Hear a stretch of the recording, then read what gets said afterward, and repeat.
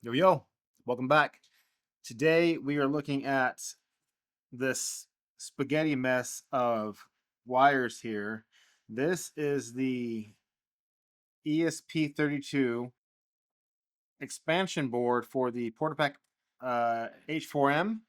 That's going to go to the I2C port right there on the side. If you manage to get your hands on one of these boards, that's where that is going. This is a prototype. This has not been released to the public yet.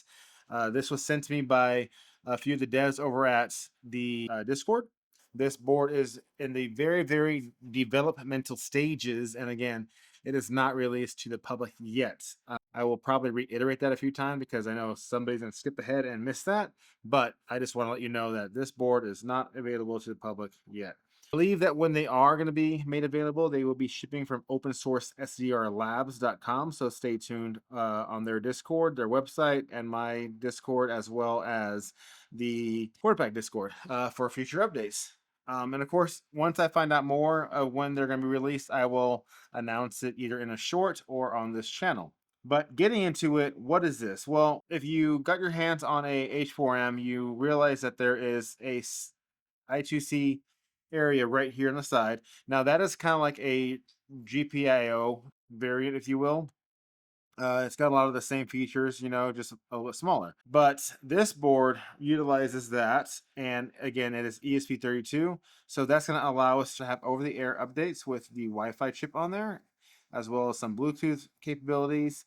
And this spaghetti mess that you see here, this is actually my GPS module that I have not yet soldered into it.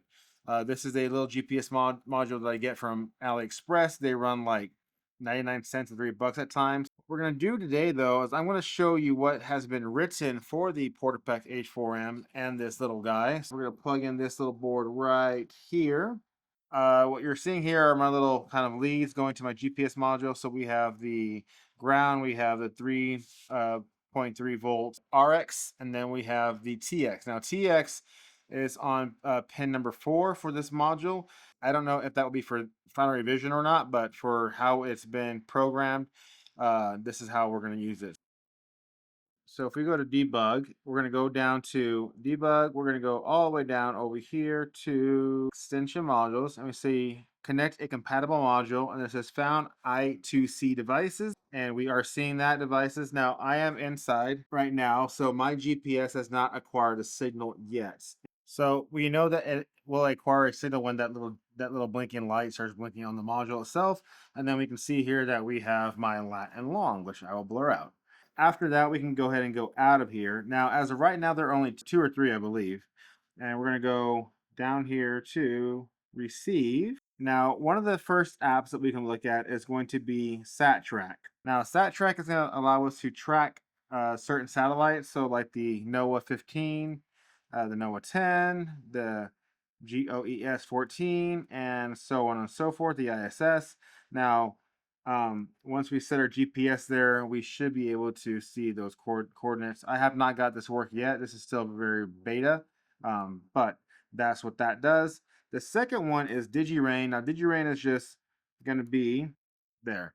So that's kind of DigiRain. I did this on a little YouTube short a few weeks ago, and it's just kind of like a falling matrix, but that shows us a graphical kind of interface that we can then see with the ESP32. If we go into EXT module, now I know again this is very beta, so if you do not have one of these boards, then you're not going to be able to see any of this. But if we go into the external module, we can see that we found the ESP32 PP version 1, and then the available apps are the Star Trek, the DigiRain, and then the TIR. I don't know what TIR is, so let's go find that out. That's under transmit. It said TIR, send, IR, and receive. TIR, transmit infrared.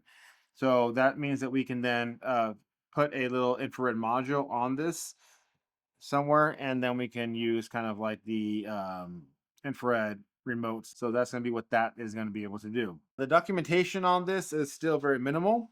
All right, so if we go to the GitHub page here, and I'll put a link in the description below. This is going to be a great kind of a user guide for anybody that will be wanting to develop one or to get into this on their own. We can see here that we have the supported modules that we can use. So we have the ESP32 S3. We have the USB cable to PPH2. We can do the H4 connection, GPS, temperature, humidity, and pressure. Um, and then light sensors like we just discussed, compass. So this is kind of like the basics of what to expect with the future of the expansion modules for the H4M. And I believe that there's stuff being developed as well for the H2. But if we go to build your own, you can see here how they kind of have a quick little write-up of how to build your own with the ESP32. They have the layouts as such, and kind of how to do your own pinouts. So that's pretty much it for now with the expansion module for the H4M. And again, like I said, this is very, very early development stages. With more developers in the works and with more features coming out, we can expect to see these hitting the markets, I think, within the next few months. I hope that gets you excited for things to come on the PortaPack H4M and or the H2 and on the ESP32 expansion module. So again, thanks for your time. Appreciate it. Thanks for watching, and I will see you guys in the next video.